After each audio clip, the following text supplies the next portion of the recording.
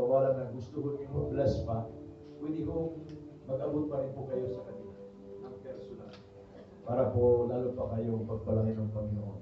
Yun po yung ating yung sikreto natin kung bakit bless din ang Panginoon. Amen? Isa po sa ating prinsipyo na pagka generous ka ay talagang kung sinabi ng Bible na kung nagtanim ng bahagya ay ari ng bahagya.